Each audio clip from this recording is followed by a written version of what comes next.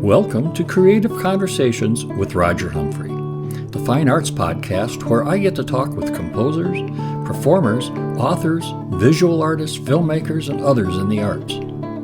Before we begin, please hit the like, follow, or subscribe buttons. It's a very easy thing to do, and it goes a long way towards supporting the channel, and it really does help a lot. Hey, if you or someone you love plays guitar or ukulele, please consider visiting my website at www.rogerhumphrey.com and looking at the many things I have to offer. Much of it's for free. If you like what you see, please take a moment to subscribe. I promise I won't send you any spam, just occasional updates.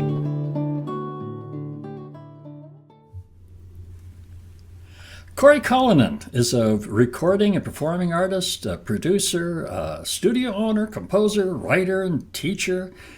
And his alter ego is Doctor Noize, like he has spare time. He teaches and entertains children through music and videos and his live performances, and I'm so very pleased to welcome him to the program. Hi, Cory. Oh, hello. I'm happy to be here. Thanks for having me. Oh, boy. I looking over your stuff, and I went, holy mackerel, how does this guy find time to do all of this? And so that would be my first question is, how do you organize your time to do all of this? There's a James Bond villain in possibly the worst James Bond movie, Die Another Day, who doesn't sleep. That's me. Honestly, here's what's funny. This is what I've learned as both a musician and a sort of entrepreneur, studio owner, whatever. I organize my time. People fall into two categories when they see my calendar. They either are amazed or they think I'm a total psycho, and they don't, because I have it's like purple is my workout time, and orange is my family time, and green is my work. And I literally sort of allocate time. Hey, I'm going to be in the studio for 3 or 4. It's never 3 or 4 hours. It's always like 3.5 hours or whatever, working on this. And then I'm going to rehearse for an hour. And so I try to live my time very purposefully so that I am actually spending it on the things that I want to spend it on, especially in this day and age with, the internet and social media. We all know you can go down a rabbit hole and 4 hours later, you're like, wait, what was I just doing? Yeah. So I basically don't do that. The answer to your question is I don't do the rabbit hole thing. That's good. So I have found over the years that carving out and having a work-life balance can be tricky, and I've known so many musicians who really can't make that happen. They just can't seem to pull it off, and so they either working all the time or never working at all. So. Well, I mean, it is. Right before you hit record, I said, hey, can I have 2 minutes to just finish this thing that I'm sending my PR agent for the single that's coming out? And but actually, that's one of the things I talk to my students and my kids about too. At that point, it's time to do the 80% good press release and just get it out there so you can get to the next thing that you wanted to do. And that's one of the things that a lot of us creatives, particularly those of us who strive to do excellent work, we have trouble with. I tell my Stanford recording arts students, the last 5% of a project, if you're not careful, generally ends up taking 50% of your time. And there's only 20 people in the world who are going to hear that last 5%, who are expert enough at whatever you're doing. Right. And so you always, I consider myself a very sort of high-end I strive to make high-end productions, but I also strive to be pragmatic. And so there's always a question, which is, is it really worth all of this time for the last 5%? Or what I say to my students at Stanford is, would you rather have 3 albums in 3 years that are really, really good? Or would you rather have one album that was the greatest thing that you could ever record in your whole life, but only you and 5 other people are ever going to notice the difference between that and the really good version? Right. Yeah, I had to come to grips with that some years ago, and I started doing a lot of recording on behalf of my students as reference recordings because I teach guitar. Oh, and nice. and so I Will would you teach me? Oh, sorry. Go ahead. Yeah. absolutely. I do. Yeah. Okay. You All know right. what? Sidebar. I started teaching lessons online about 5 or 6 years before the pandemic. Oh, yeah. Yeah. And I'm a big believer in this system. So and but one of the things I do is, and I make sure that there is a recording and sometimes even a tutorial video to go with the lessons, so that when we're done online, you've got something that you can refer to. And the production values on those aren't real high. And that's the reason. This isn't going out. It's not commerce. It's simply a way of helping a student achieve their goal. But it's real easy to sit here and fuss about in post production for 2 hours on a 2 minute production that Yes. only 5 students are ever going to see. And what's funny is when you say that, people most people who know me, especially in children's music, but in other places too with the studio, they think of me as a sort of audiophile type producer. I'm not saying I don't strive to do that. I'm saying you're Sure. always trying to make choices, which is, you know, is it really useful to audition, 8 different mics on the violin and spend 2 hours doing that, or it's that kind of thing. Right. Yeah. And this is where experience comes in too, a little bit, right? Yeah. You have you have your things that you know how to do, and you do them. Right. Yeah. And that's for me. That's it's easy to start chasing the equipment and chasing the technology, and forgetting that it's the most important thing is the content. And if you get that content across properly, it's On that point, what I always told, I was a professor at CU Denver and at Regis University, and now I teach it at Stanford in the summers. And I always start my recording arts classes looking, especially at Stanford, where we have this amazing, multi-million-dollar studio. uh-huh. And I look around and I say, "You see all these great toys?" And they say, "Yeah." And I say, "We're going to learn how to use them, kind of. We're not going to go as deeply as you think, because we're going to talk a lot about production and project management and people management and music too. Here's what I want you guys to understand. 2 things. One is all of these toys, all of this technology is amazing.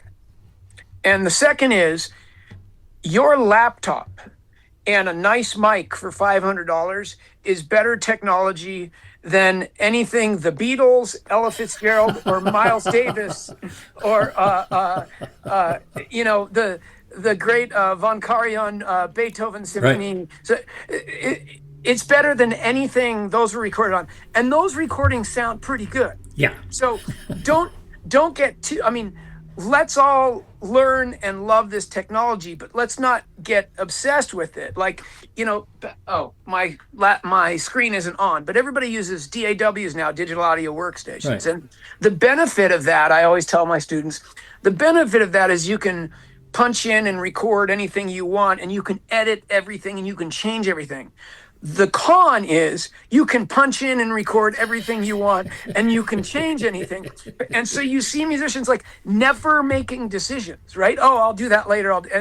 And so there's there, as long as you use it to actually make and release music. I heard that fly.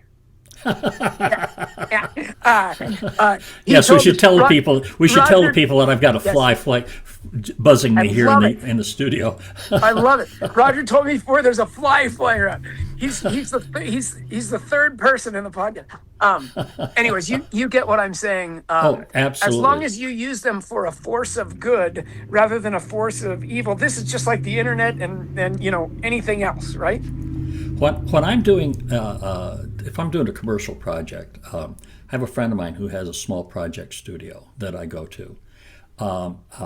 It's a converted garage, 1-car garage, not very large, but he converted it well, and he's got nice equipment in there.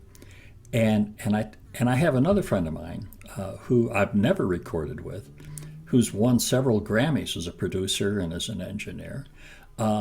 And it's like, I would love to record with him, but he's got this humongous studio, and somebody's got to pay for all those buttons and knobs. Yeah. and the quality of the product isn't going to be any better. I don't need 36 or 64 channels or anything like that. Yeah. You know, I'm pretty happy with 8. Yeah. and I only use 2 of them. So Yeah. Well, way back when I was in high school, I started recording. My friend and I built a studio in the janitor's closet of the apartment complex his dad managed. We basically stole the janitor's closet, and we started recording on an 8-track analog machine. This is in the late '80s, and I'm really glad that I had to do that before recording on DAWs, because you had to make decisions. You had to learn about space. You'd record 6 channels, and then you have to mix those down to the 2, and then you'd have 6 left, and you'd record 4 and mix those down. yeah. But it was, abundance is not necessarily. It can be a dangerous thing. By the way, on the big studio front, if you want, at some point, I can take you on a tour of. We just constructed a new room in my studio here. It's called the Retro Room, and let's just say it has a disco ball. Yeah, that's all I'm saying. What more do you want?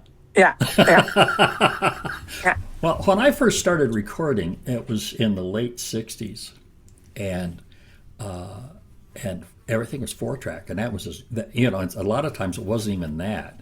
Yeah. I mean, you just had to go for it live. Yeah. There was no mixing. It was all done live, and what you got was what you got.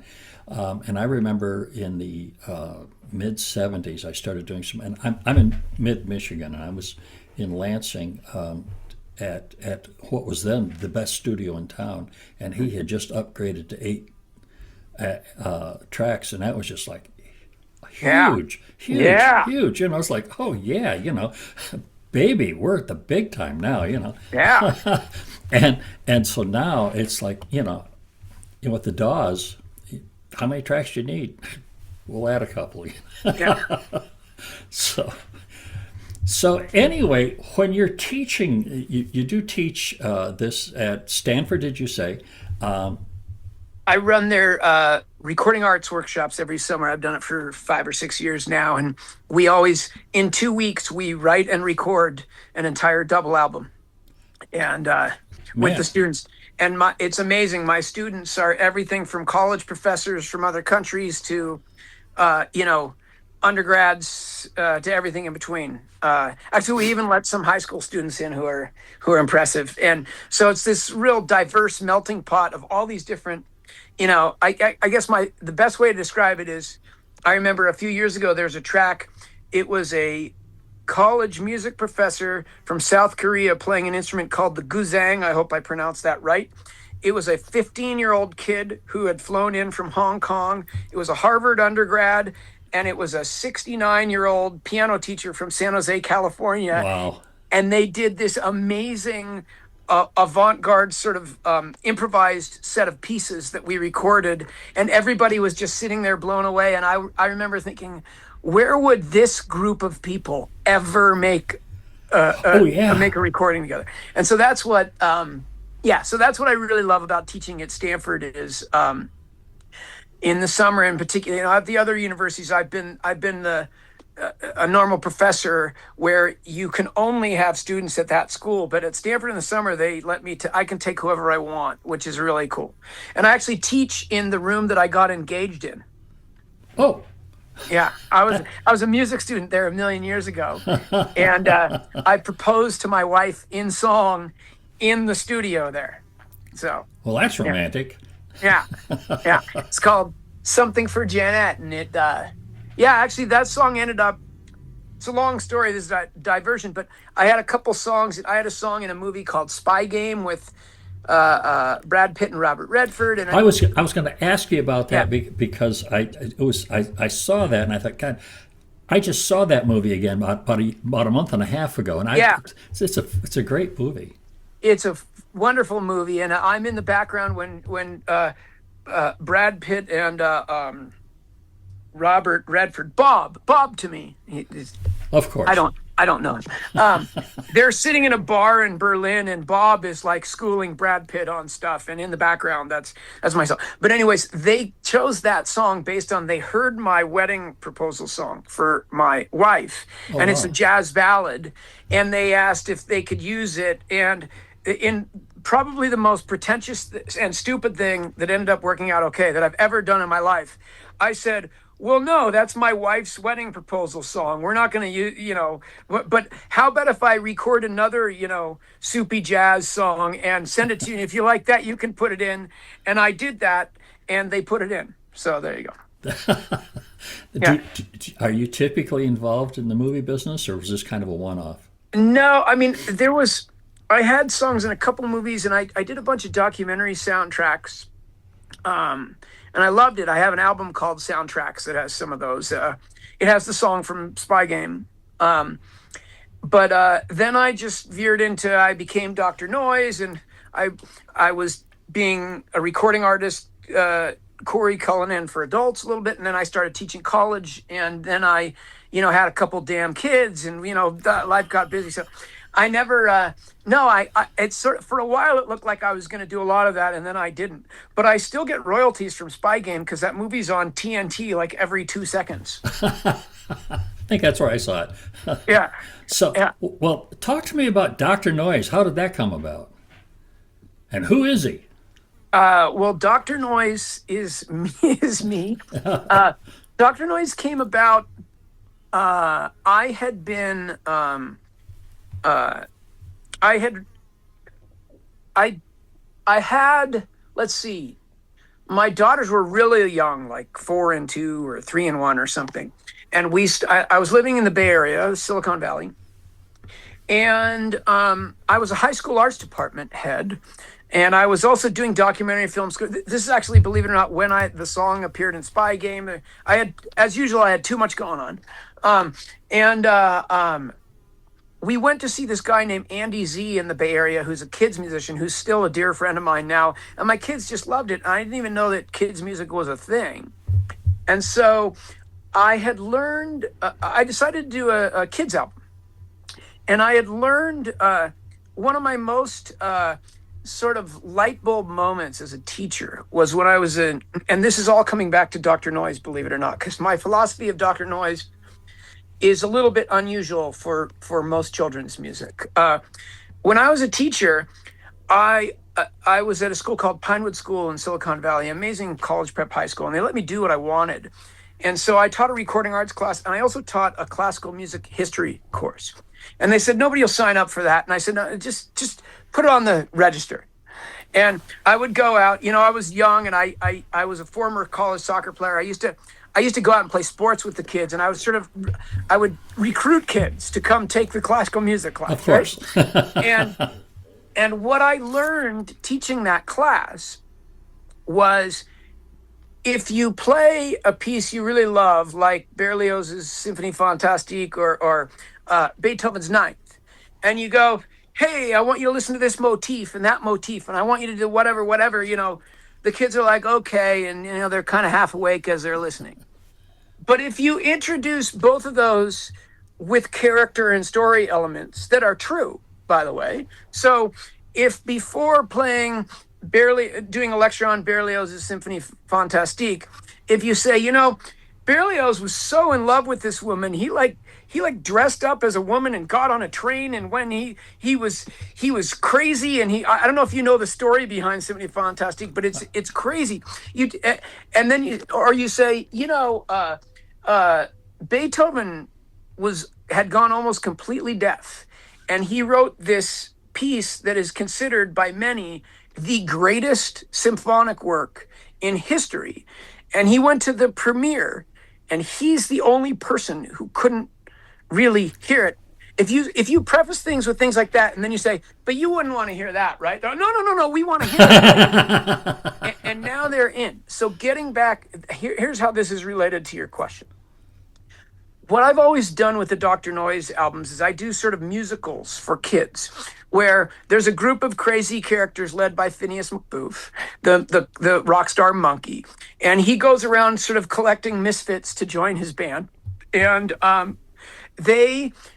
in the course of these stories, they explore a huge diversity of music from, Beatles like rock music to I did an album with the City of Prague Philharmonic Orchestra and Isabel Leonard and Nathan Gunn introducing kids to the orchestra, and we venture into sort of jazz and funk and stuff like that. And it's a way to introduce kids to a whole bunch of different styles of music through the eyes of these characters. And the albums and books are actually based on, at least the first two. Basically, if you know the Beatles story, it's actually the Beatles story. Like Phineas McBooth is actually named after Paul McCartney. They're both right? Oh, got it. And Phineas and his band get so popular that they can no longer hear themselves at their own concerts, and trouble ensues from there. So I've always looked at them. People ask me who my inspirations are for kids music. And by the way, I'm on the Children's Music Network board. I love kids musicians. I love a lot of kids music, but my actual inspiration for it was a combination of doing that teaching and Pixar movies. Pixar movies always have high production values, characters who are sort of learning and growing, and stories. And so I've always sort of looked at those as my goals. How do we get character and story and purpose into these songs? It's all storytelling, yeah. Yeah. I some years ago, I don't any longer, but I used to do assembly programs for elementary schools. Oh, cool. And I would introduce classical guitar to the kids, and so and most skeptical people in the world were those second and third grade teachers who are going, "You're going to do what?" Yeah. And I would sit and I would play, and I didn't do big heavy stuff because the children don't know, and so it's kind of a gateway drug in that regard. It's good to give children gateway drugs. I think that's the point. That's the point of this podcast. Yeah. Go ahead. Yeah. So, but one of the pieces that I used to play was a Bourrée from Bach's First Lute Suite, which is one of the pieces that drew me to classical guitar when I was young. Yeah. And it is just an absolutely exquisite little minute and a half two-part counterpoint. It's just, and I would just tell the kids, if you listen close, it sounds like two people playing at the same time. Yeah. And the only thing you could hear for that minute and a half was that guitar. Yeah. It was dead silence. There was no nudging. There was no goofing around. The kids sit right there. You teach them how to listen and don't dumb it down. And that was the other part. You're smart. You just don't know this stuff yet, but that doesn't mean you're stupid. And let me show you, and treat them like they're intelligent, and by golly, they'll rise to the occasion most of the time. I couldn't agree with you more. I mean, I teach college now instead of high school, but probably my proudest teaching story is probably that one in high school, because that class that started out as an elective became so popular that they just made it a required class for all the freshmen, because most of the students were ending up selecting it and taking it anyways. So our high school ended up with a required classical music history class, and it was because it was actually popular. And it's because, I mean, this is what I've always thought was so funny. Don't get me wrong, I love rock music, I love pop music. Oh yeah, sure. But the classical composers are more rock and roll than any rock and roll. They're all crazy. They're all wild. They're all like, it's very easy to get into classical music if you actually learn about the wackos who wrote it, right? And the music itself is also much more rebellious and innovative than most rock music. And I say this as somebody who loves rock music. So sure.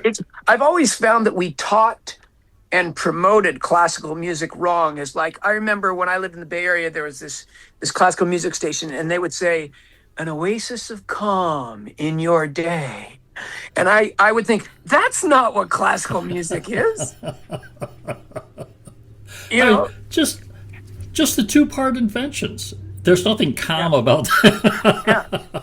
So yeah, I totally agree. I totally agree. I mean, there's beautiful stuff, but the beautiful stuff is captivating. Anyways, they would promote the classical station like it was a Spa Nordstrom CD or something like that, you know? Well, my complaint was you'd look at the album cover back when they still had LPs, Yeah. and it was almost always some grumpy old guy in a tuxedo Yeah. gazing off in the distance or Yeah. leaning across the piano and looking at you like you just stole something. Yeah.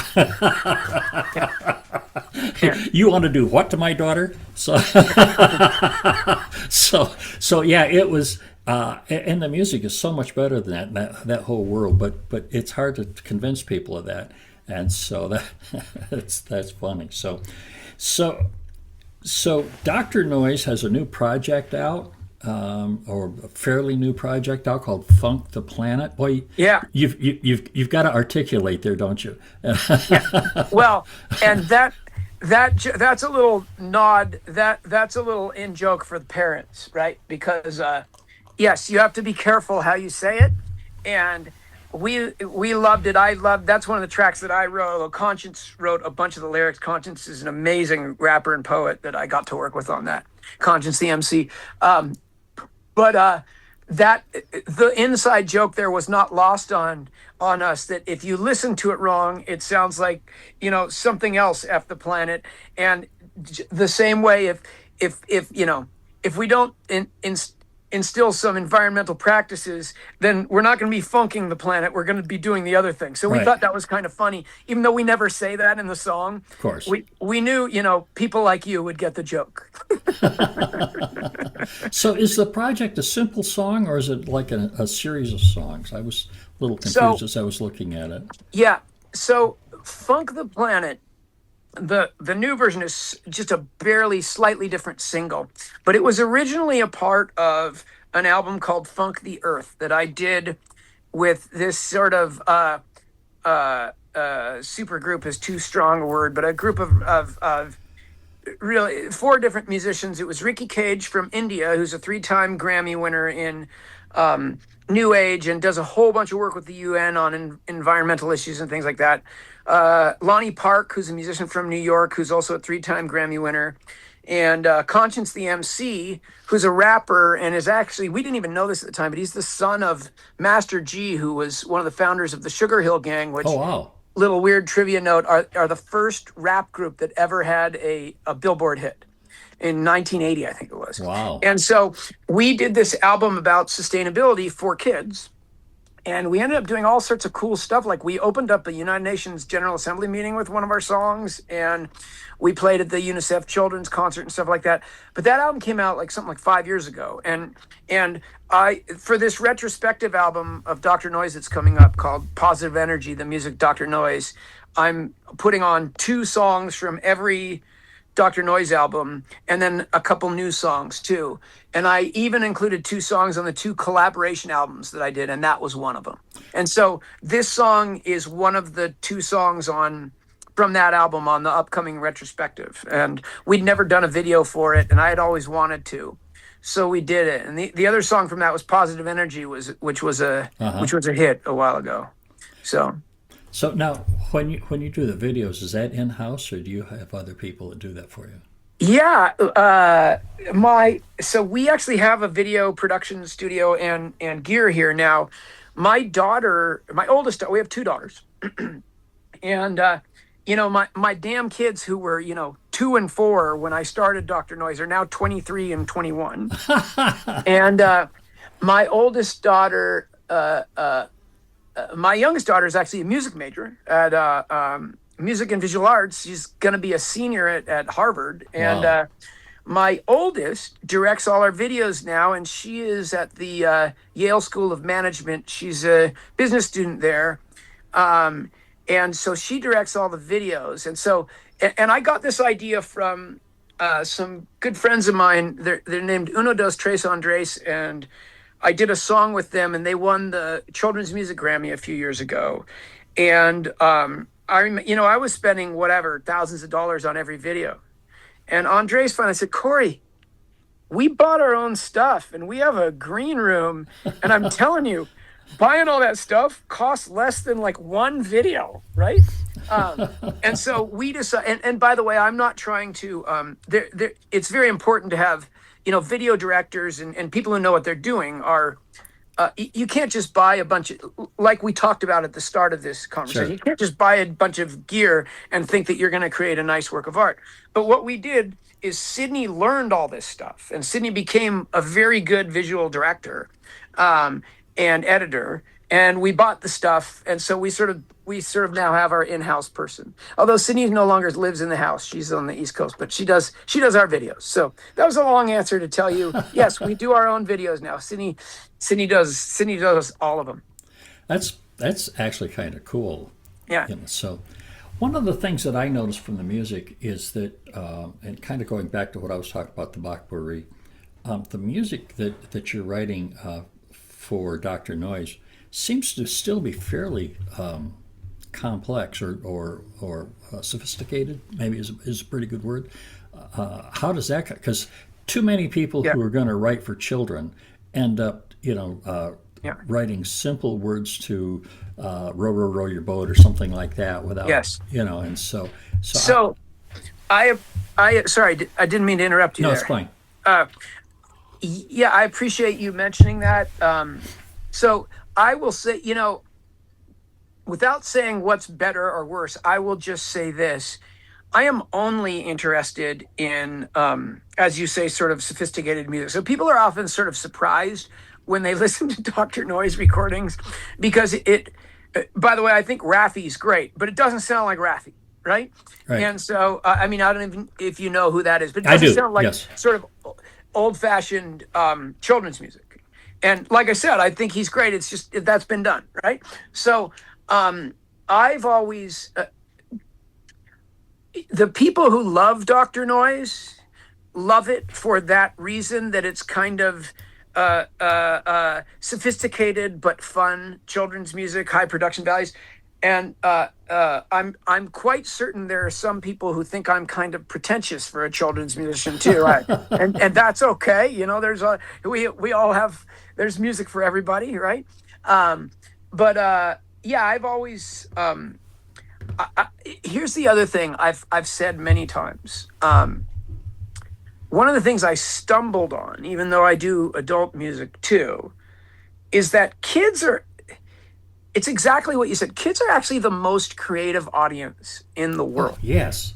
And so, like, you play a show for adults, and they're either classical people or rap people or anthem rock people or country people. They've decided who they are. Right. Kids have not done that.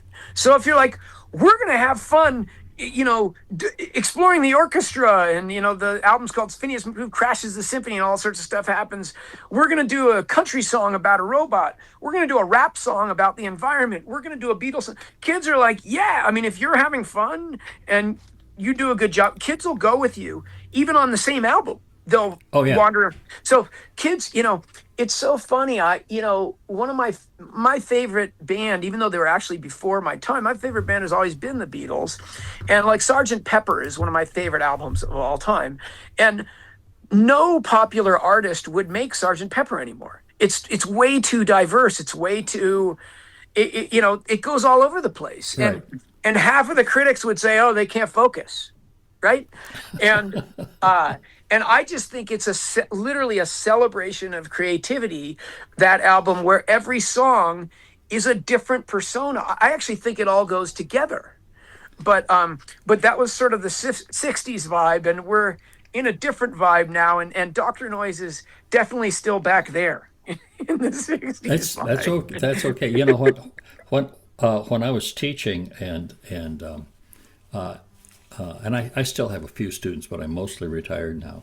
But I would start with I started teaching children as young as 5 and 6 years old, Yeah. successfully, and without getting too deep into that. But as the kids got older, and they're still with me, and now they're 12, 13 years old, and I've got them playing classical music. I mean, I very clearly remember one little girl sitting in my studio and playing a Renaissance piece, and she's 7 years old, and she's just tearing it up. Yeah. And I mean, it wasn't dumbed down. This was legit. And her father, who's this great big football player type of guy, big beefy guy sitting in a corner with tears about the size of your thumbnail rolling down his cheeks, because he couldn't believe his kid was doing that. Kids get a little older and they start becoming more culturally aware and socially aware. And I would ask them, do you want to change styles of music? And no. there was nothing about that. They weren't really interested in being in a band. They weren't really interested in playing rock and roll. Some were, but a surprising number of them stayed with classical. And I would have other guitar teachers say, well, where do you find all these kids that want to play classical? I don't. I grow them. They're homegrown. I raise them myself. When I was a high school choir director in Silicon Valley in the late 90s, early 2000s, my choir, I remember offering them, do you want to do another Handel piece, or do we want to do they want to do the Handel? Yeah. Right. And we had done both, and we liked, they loved Bohemian Rhapsody. We did some really great rock songs, right? Some really intricate like rock songs. But yeah, I found the same thing you did. If you present it right and you show them the joy of sort of sophistication and complexity, they're like, hey, we're here, we're in a choir, let's sing hard stuff. Yeah. Let's sing great stuff, right? Yeah, it's almost like you're cheating when you get to something too simple. Yeah. Yes. There was something else I wanted to talk to you about, and I made a note and can't find it now. But you do little, what do I want to say, like little musicals, like 2-minute musical or 3-minute musicals. That fascinated me. It really did. Are you talking about the one? So we do I do that in a couple different ways. One was the classical music, the music, bright music thing, and then we do all these little. I've done a bunch of animated videos with Grammaropoulos teaching kids stuff. I don't recall exactly what it was, but it was 2 minutes. And I'm going to shoot myself now for not writing it down. That's all right. But it was about 2 minutes long, and it was animated and just this 2 minute simple song. But it was just you referred to it as a musical, and so I thought, that's just slicker and snot on a doorknob.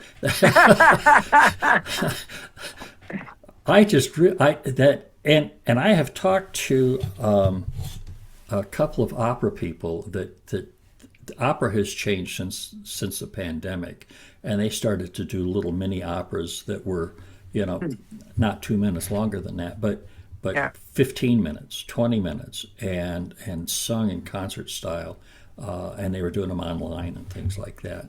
Yeah. And I just that whole concept of miniaturization of this kind of thing really fascinates me a little bit. It's interesting. I have a meeting. I won't.